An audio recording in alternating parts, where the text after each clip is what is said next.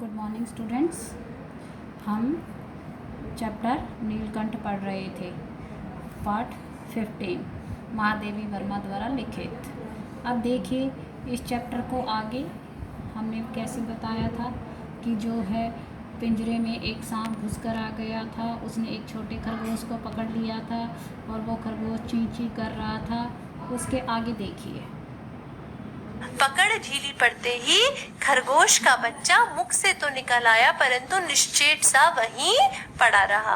फिर क्या हुआ कि उसने अपने पंजों से सांप के फन को दबा लिया और उस पर बहुत सारे अपनी चोंच से प्रहार किए, और उन प्रहारों की वजह से सांप के मुख की पकड़ ढीली हो गई और खरगोश का बच्चा आजाद हो गया। पर वह निश्चेत सा मतलब अचेतन सा, जिसमें कोई चेतना नहीं थी, बेहोश सा जमीन पर पड़ा रहा। फिर क्या हुआ? राधा ने सहायता देने की आवश्यकता नहीं समझी, परंतु अपने मंद केका से किसी असामान्य घटना की सूचना सब ओर प्रसारित कर दी। राधा ने कोई भी ऐसी जरूरत नहीं समझी कि वह नीलकंठ को जाकर मदद करे, लेकिन उसने क्या करा कि अपनी मंद मने धीमी, और केका मतलब होता है मोर जो आवाज निकालते हैं उसे हिंदी में केका कहते हैं। तो उसने अपनी धीमी आवाज से यह जता दिया सबको कि कोई असामान्य घटना हो रही है। और उसकी आवाज को सुनकर क्या हुआ? माली पहुंचा, फिर हम सब पहुंचे। नीलकंठ जब सांप के 2 खंड कर चुका तब उस शिशु खरगोश के पास गया और रात भर उसे पंखों के नीचे रखे उष्णता देता रहा। कार्तिकेय ने अपने युद्ध वाहन के लिए मयूर को क्यों चुना होगा, यह उस पक्षी का रूप और स्वभाव देखकर समझ में आ जाता है। तो फिर क्या कहती है लेखिका कि राधा की आवाज सुनकर माली वहां आ गया और बाकी सभी लोग आ गए। फिर क्या हुआ? नीलकंठ ने सांप को मार दिया, यानी उसके 2 खंड कर दिए, यानी 2 टुकड़े कर दिए। और फिर उस शिशु खरगोश के पास गया और रात भर उसे अपने पंखों के नीचे रखकर उसे उष्णता देता रहा, यानी गर्मी देता रहा। तो वे कहती हैं कि नीलकंठ के इस रूप को देखकर ही उन्हें समझ आया कि कार्तिकेय कौन है? भगवान शंकर के पुत्र है कार्तिकेय, और उनका वाहन क्या है? मोर है।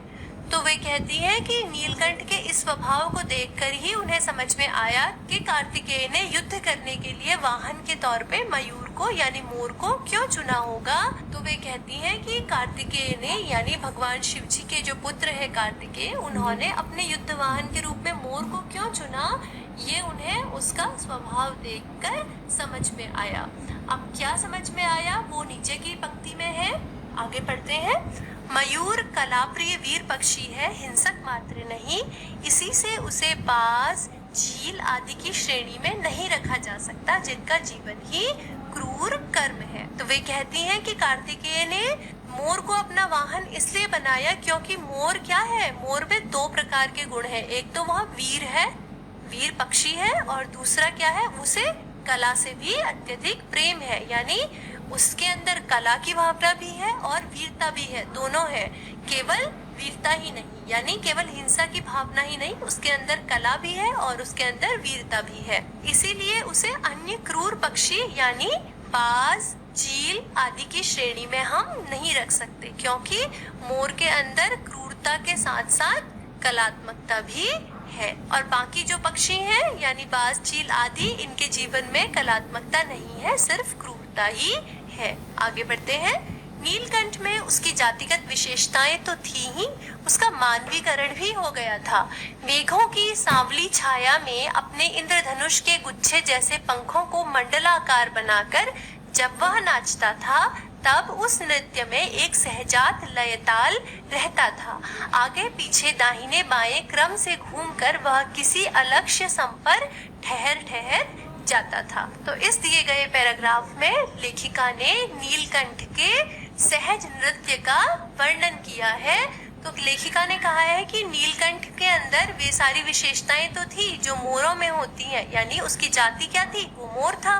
तो उसमें मोर की सारी विशेषताएं थी, लेकिन उसका मानवीकरण भी हो चुका था, यानी उसमें धीरे धीरे मानव के गुण भी विकसित हो गए थे। क्यों हो गए थे? क्योंकि जब बादल छा जाते थे, यानी आकाश में जब बादल छा जाते थे या उनकी सांवली छाया हो जाती थी, किनकी? बादलों की, तो वह क्या करता था, अपने इंद्रधनुष के गुच्छे जैसे पंखों को, यानी अपने पंखों को जो कि कैसे थे, इंद्रधनुष के जैसे लगते थे, उनको कैसा बनाता था, मंडलाकार। मंडलाकार मतलब गोल करके, गोल बनाकर वह नाचता था। जब बादल छाते थे तो वह अपने इंद्रधनुषीय पंखों को गोल बनाकर नाचता था, और ऐसे नाचता था जैसे कि कोई मनुष्य नाचता है। अगर आप किसी प्रशिक्षित डांसर को कभी नृत्य करते हुए देखेंगे, या किसी ऐसे मनुष्य को डांस करते हुए देखेंगे, नृत्य करते हुए देखेंगे जिसने डांस या नृत्य करना सीखा है, या जिसे थोड़ा भी संगीत का ज्ञान है, तो वह क्या करते हैं, लय, ताल, सम आदि पर क्या करते हैं, पूरी तरीके से प्रतिक्रिया देते हैं। तो उसी प्रकार नीलकंठ भी ऐसे ही नाचता था जैसे कि कोई कुशल प्रशिक्षित मनुष्य नाच रहा हो। आगे पीछे, दाहिने बाएं क्रम से घूम घूम कर, किसी अलक्ष्य यानी कहीं पर भी लक्षित नहीं, ऐसे सम पर रुकता भी था। यानी वह ऐसे नाचता था जैसे कि कोई प्रशिक्षित मनुष्य नाच रहा है।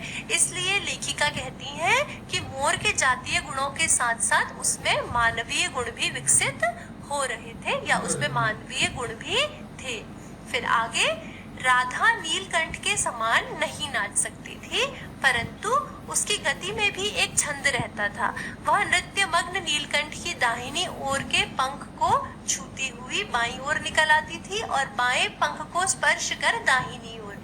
इस प्रकार उसकी परिक्रमा में भी एक पूरक ताल परिचय मिलता था। अब वे आगे कहती हैं कि राधा जो थी वो नीलकंठ के समान सुंदर नृत्य तो नहीं करती थी, परंतु जब नीलकंठ नाचता था तो वो क्या करती थी, नीलकंठ के दाहिनी ओर के पंख को छूते हुए बाईं ओर निकल जाती थी, और बाईं ओर के पंख को छूते हुए दाहिनी ओर निकल जाती थी। इस प्रकार वह भी किसी न किसी ताल में नीलकंठ के चारों तरफ नाचती थी। नीलकंठ ने कैसे समझ लिया कि उसका नृत्य मुझे बहुत भाता है, यह तो नहीं बताया जा सकता, परंतु अचानक एक दिन वह मेरे जाली घर के पास पहुंचते ही अपने झूले से उतरकर नीचे आ गया, और पंखों का सतरंगी मंडलाकार छाता तान कर नृत्य की भंगिमा में खड़ा हो गया।